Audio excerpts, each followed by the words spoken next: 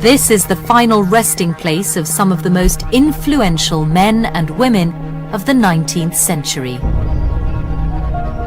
Tucked away amongst these memorials to the great and the good are the graves of three largely forgotten pioneers.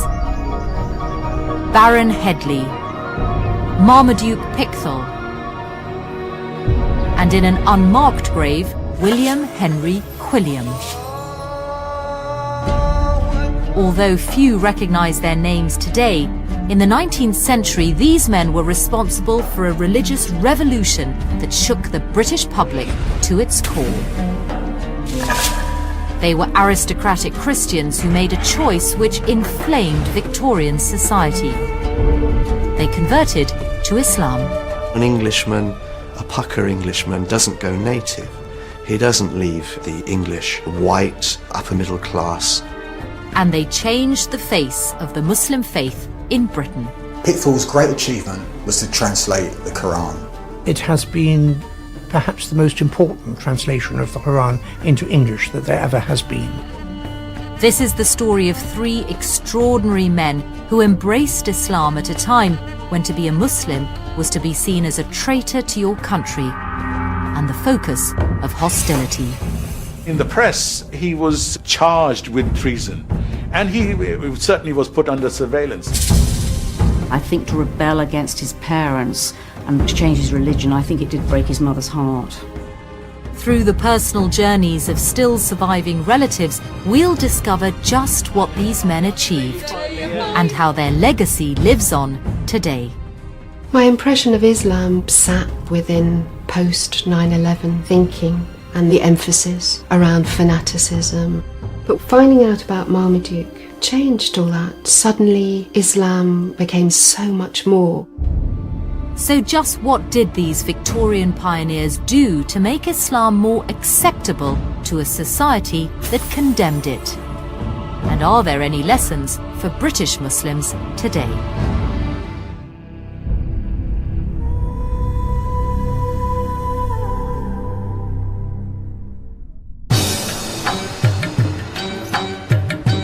Liverpool.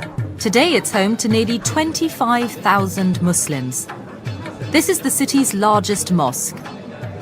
Built in 1965, it would appear that this Muslim community is relatively new to the city. But far from it. A century ago, Liverpool was a flourishing port, and Muslim sailors from India and the Far East would have been regular visitors. In fact, just 3 miles from today's thriving mosque, there are traces of an entire hidden history of Islam in Britain. Echoes of a community that faced many of the same problems as Muslims today, and which may hold some of the solutions. This rather faded terraced house in a Liverpool suburb is where this forgotten story of Islam begins. Although it doesn't look much now, in the 19th century, this was the first mosque in England. In 1889, the house was bought by a man named Abdullah Henry Quilliam. Quilliam was a Victorian gentleman, but he was also a Muslim convert. A religious innovator who fought to change preconceptions of Islam at a time when society found it frightening and alien. And it was here that he set about doing it. Abdullah Quilliam had an architect appointed who designed the extension to the building. Ghalib Khan is the chairman of the Abdullah Quilliam Society. You can look at the arch designs that was made. A few steps down is the mosque. The preaching was done from that corner there where Abdullah would be standing. Against the odds, Quilliam established this not only as a mosque, but as a flourishing Muslim institute with its own printing press and an orphanage. It was the centre of Islam not just for Liverpool, but for the whole of Britain. Allahu Akbar, Allahu Akbar. It's an achievement that some Muslims believe holds the key to the future of British Islam. For me, Abdullah Quilliam really is a role model. He was so ahead of his times, as it were, that he is the blueprint in many respects for how we hope to continue in our communities. So just who was Abdullah Quilliam? And what did he do to try and shift the prejudices of a nation? William Henry Quilliam was born in 1856. He trained as a lawyer, and his religious upbringing was typical of many middle-class Victorians. He was born into a conservative Methodist family. His grandfather was a tub-thumping preacher. So we find a young man born into a family well known for its devout nonconformist Christianity. But Quilliam's work as a lawyer amongst Liverpool's poor had a profound effect on him. Disease was rife, the mortality rate high, and the city was crawling with brothels. Quilliam was struck by what he saw as Christianity's failure to deal with the problems, and it led him to question his childhood beliefs. In order to understand Quilliam's view of Christianity, you have to understand that Victorian Britain was still essentially a Christian society. So when Quilliam saw any kind of moral depravity, for him that was a Christian society that had lost its way. It was a trip to Morocco in 1887 that seems to have marked a decisive moment in Quilliam's religious journey. Whilst he was there, he was struck by the contrast of the Muslim way of life to that of Christian Britain. When he went to Morocco, he felt that people live simple lives.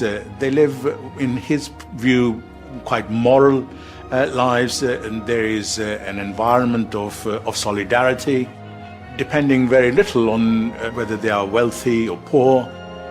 And that was something that was of immense significance for him. Quilliam returned to Liverpool, and a year later he left his Christian beliefs behind and converted to Islam. But it was a highly controversial decision. Islam in the 19th century was seen as a Christian heresy. And there were these ideas about Islam being a violent faith. So it would have been very unusual for a person from his class background to convert at that particular time. 2 years later, Quilliam opened his mosque. But this public display of devotion to Islam immediately put him on a collision course with both the Christian hierarchy and the people of Liverpool. Quilliam faced hostility right from the very beginning. They were attacked on a number of occasions. You get pigs' heads being thrown into the mosque. They would congregate mobs outside the mosque who would start jeering. It raised hackles, there's no doubt about that. In the face of such opposition, the mosque seemed to have an uneasy future. Yet within 20 years, Quilliam had nearly 500 followers. He'd been made the official representative of Islam in Britain by the Sultan of the Ottoman Empire, and he was starting to play a central role in the civic life of Liverpool. So how exactly did he achieve this extraordinary transformation? Quilliam's genius was to analyse why Victorians despised Islam and begin to address their prejudice. And the best sources for studying exactly how he did this are his regular publications. They include a newspaper for Muslims called The Crescent, which gives an insight into how Quilliam increased Islam's credibility through lectures at the mosque. I think it's interesting to look at the topics of these lectures because you might expect them to be religious and promoting Islam and from the Quran or whatever. But what we find is a lecture which says, with experiments by Professor Nuhuddin Stevens, a science lecture, Sugar and Saccharines, by Professor Samuel Kleeman, PhD. Quilliam knew that one of the key criticisms against Islam was that it was narrow-minded. It didn't embrace the new scientific discoveries of the 19th century. These lectures met such criticisms head-on. So he's presenting Islam in a very rational way that's going to appeal, in a sense, to the new scientific consciousness of Victorian Britain. These events drew converts, and as numbers grew, so did Quilliam's profile. It wasn't long before the mosque was attracting important guests from abroad. In 1897, Queen Victoria held celebrations for her Diamond Jubilee. One of the visitors was a general from the Sultan of the Ottoman Empire, but he didn't just visit the Queen, he also made his way to Quilliam's mosque. It was recorded in the Crescent. Here is the main feature article of this particular edition, and I just love this. You know, I mean, here we are in the centre of Liverpool at Lime Street Station, and there's all these Muslim converts with their fairs and their flags, you know, receiving this very powerful figure. Such visits impressed the locals and gave Muslims the sense of being an important part of city life. And in the mosque, as converts straddled the social divides and clerks rubbed shoulders with explorers, it seemed that Islam was no longer an alien faith practiced only by foreign sailors. Quilliam's high-profile guests, his lectures, and the type of converts they drew seemed to have achieved the impossible. Islam was starting to be integrated into British society. But just as Quilliam was at the height of his success, everything changed. In June 1908, he and his eldest son left on what was supposed to be a 6-week trip to Istanbul. No one knows exactly why, but without any warning, they mysteriously disappeared. After some months, his youngest son, who stays behind, begins to dismantle everything that Abdullah Quilliam had created. The properties are sold, and effectively the Liverpool Muslim community comes to an end. With the disintegration of Quilliam's mosque, the outlook for Islam in Britain appeared uncertain. But with Quilliam's departure, Muslim life found a new focus in Surrey. In 1889, a mosque had been founded here at Woking as a place for Indian students to study and worship. And it soon became the headquarters for 2 new converts whose mission was to continue to challenge British intolerance of Islam. The first was a feather in Islam's cap, one of the highest-ranking members of the British aristocracy. Baron Headley was an Irish peer. He was born in 1855. He pursued a career in civil engineering. He spent a great deal of time in India, and that's where he came into contact with Islam. In 1913, Lord Headley converted and began to attend Woking Mosque. Extraordinary film from the time shows Edwardian ladies alongside Muslims from all walks of life. And it was this unusual combination of genteel English culture mixed with Islamic values that Headley capitalised on to try and dismantle hostile British stereotypes of Islam. So, for example, Lord Headley was involved in activities such as at homes. All sorts of people would gather and there have tea and cakes. They mingled knowledge of Islam with cultural activities, and there would be renditions on the sitar, English ladies playing the piano. By introducing Islam in a context familiar to Edwardian high society, Headley made the religion seem less alien, more English. They needed to be creative and innovative in their approach, so that Islam became very much part of this environment. So one could actually feel quite comfortable with Islam if that's what it meant. Headley's work was another step towards breaking down British prejudice against the Muslim faith. But tea parties went only so far. It was the work of yet another Woking convert which has perhaps had the most enduring impact on Islam in Britain. His name was Marmaduke Pickthall, and his greatest achievement was to become the first English-born Muslim to translate the Quran into English. A groundbreaking work that made Islam accessible to non-Muslims. Living on the south coast today is one of Pickthall's surviving relatives. Artist Sarah Pickthall is Marmaduke's great-great-niece. Brought up by devoutly Catholic parents, it wasn't until the death of her father that she first began to learn more about her Muslim ancestor. I knew that Marmaduke Pickthall was a relation. I didn't really know that he was a Muslim convert. But when I started to look more closely, I then suddenly unpacked the most incredible life story and a man who was both a novelist and a pioneer.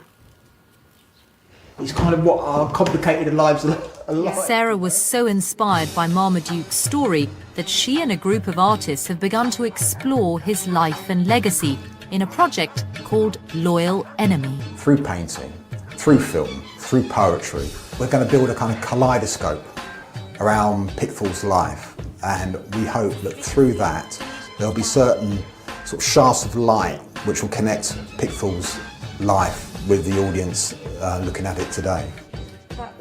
Learning about Pickthall has overturned all that Sarah thought she knew about Islam. My impression of Islam was one that sat within post 9/11 thinking. But finding out about Marmaduke changed all that. Suddenly Islam became so much more than what the media was telling us. So just what was it about Pickthall's life that not only challenges views about Islam today, but did so 100 years ago? He was born in 1875 and brought up in the Church of England. But as a teenager, he visited the Middle East. It was an experience that changed his life. He quickly seemed to gel with the local people. Very quickly he was speaking Arabic, and he speaks about the friendliness of the people. But there was a social cohesion there, and it was, he believed, united by this overarching belief in Islam. I mean, he says very significantly, he said, for the first time I was happy. He was happy. But although attracted to the religion and mindset of the Orient, it wasn't until the First World War 20 years later that Pickthall finally rejected his childhood beliefs. Britain declared war not only against Germany, but Turkey as well, the centre of the Ottoman Empire and the Muslim faith. It was a country Pickthall had visited and been impressed by. So he was shocked when he found Islamophobia being used to justify the war by British politicians and clergy. Pickthall went to church and the congregation were singing one of Charles Wesley's hymns that was quite anti-Islam. It referred to the Prophet Muhammad as the impostor and the Arab thief who is disrupting the whole of Asia. And I think he was utterly distressed by it all.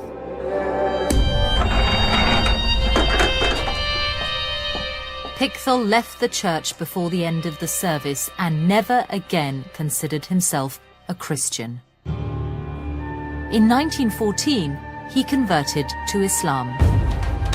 It was a decision that ultimately transformed him from innocent traveller and novelist to an enemy of the state.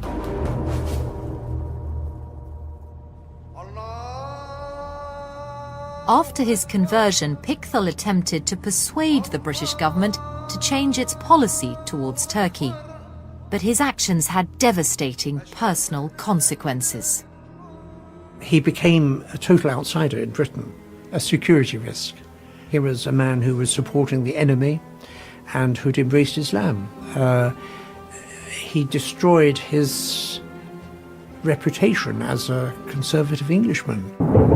Such an atmosphere of suspicion drove Marmaduke to leave Britain altogether.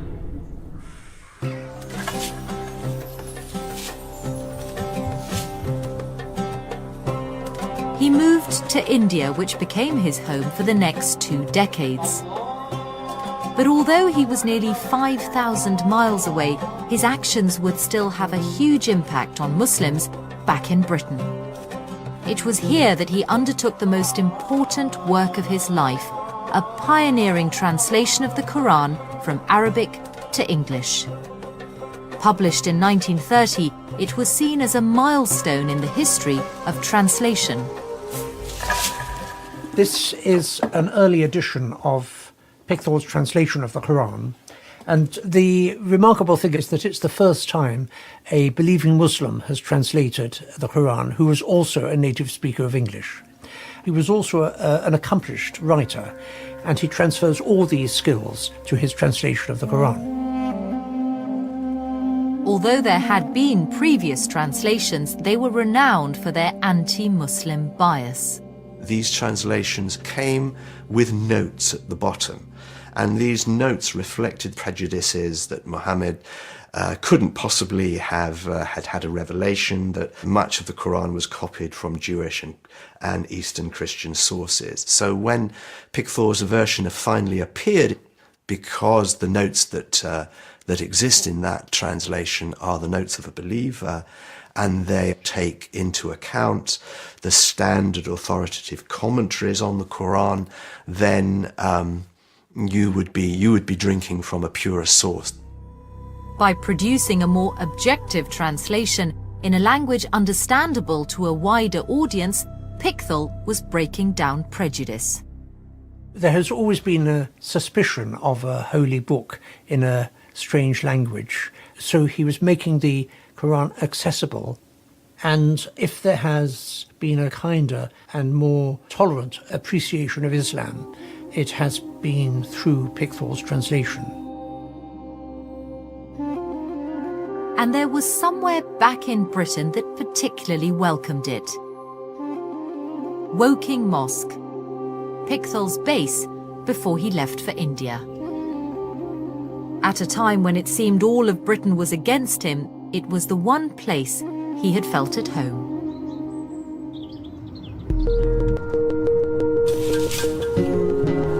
The mosque is somewhere that Sarah Pickthall has always wanted to see, and this is her first opportunity. I think Marmaduke would have been pleased for me to visit a place that was so important to him, just to see the impact he had there. I think he'd be really pleased that I was coming.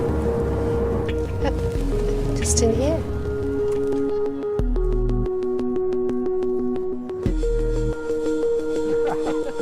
Sarah, hello, wonderful to meet you. Hello, wonderful. Khalil. Hello. Hello. Good to meet you too.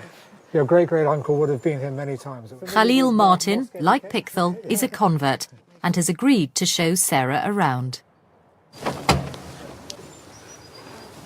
So, here we are. This is the Shah Jahan Mosque, Woking. It's a flourishing mosque at the heart of a vibrant Muslim community, and there must be at least 10,000 Muslims living locally in the vicinity. And when this was built, there wasn't one Muslim, living anywhere near to the mosque. It came to very different from Marmaduke's time, yes. isn't it? It's changed a lot. Yeah. Although Pickthall only spent 3 years here, a century later his influence can still be felt, in a way he could never have imagined. It's interesting. I've just downloaded a Quran application for my iPhone, and the English translation that's offered for the Quran app is Marmaduke Pickthall's. Yeah. That's great. Yeah, That his feels legacy, contemporary. Yeah, you his know. legacy is living on. Feels completely, contemporary. yeah. That's great to hear. Yeah. Do you feel that being here? And for Sarah, there's one more stop. And this is Professor The library where Pickthall would have worked, here is, and where some of today's members of Woking Mosque are keen to meet Marmaduke Pickthall's great-great-niece, Space to the name. That's brilliant. and to talk to her about their experience of his Quran. This translation is by your great uncle. So, beginning with verse 18, Mary said, "Lo, I seek refuge in the beneficent one from thee, if thou art God-fearing." Angel Gabriel then replied, "I am only a messenger of thy Lord, that I may bestow on thee a faultless son." So that is from the translation according to your great uncle. Do people find it easy as a translation? Yeah, it's a little bit. Some words are thou, A little thee. bit, oh, yes, thou and thee. Yeah, Yes. there are, There were a few lot words which of are these and oral. thous, yes. Otherwise, it's very interesting. Very much so. This was the first translation that I read. Was it? Absolutely, yeah. So personally, it's important to me Yes, as well, definitely.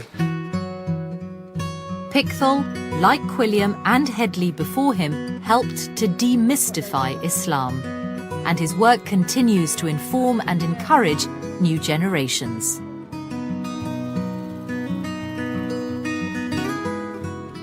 Pickthall remained in India, but he returned to Britain at the end of his life. In 1936, he was buried just 5 miles from his beloved mosque. And it's rumoured he chose this spot for a reason, because he wanted his final resting place to be near the unmarked grave of someone he'd been close to at Woking. A man known as Henri de Lyon. Henri de Lyon was a quiet man, had clearly travelled, had a very strong allegiance to the Ottoman Empire, but a very respected member of the Woking community. But Henri was not all that he seemed. He was none other than Abdullah Quilliam. Like Pickthall, he too found his faith put him at odds with British foreign policy. And after his mysterious departure from Liverpool, many believe he wanted to maintain a lower profile. So when he returned to England, he took a different name and lived out the rest of his life quietly at Woking. Quilliam died in 1932, Baron Headley 3 years later. Although these men lived a century ago, they faced many of the same challenges as contemporary Muslims. And some believe the way they tried to tackle the prejudice towards Islam then offers ways forward for Muslims in Britain today. Generally, there is a disquiet today about Muslims demanding special treatment. What we learn from these converts is that it doesn't have to be so at all. They were trying to develop as much integration with society as possible. Quilliam had a realization that if you were going to promote Islam in Britain, it had to be British. It's an approach that even now is transforming views. I think from that first time I learned more about him, I've changed very much in how I feel about Islam. From the two-dimensional view, it's become multifaceted, and I feel that the impact of his life has so much to teach us, to expand our thinking. I feel we're just at the start of that in this country, and it feels incredibly exciting to be part of that journey.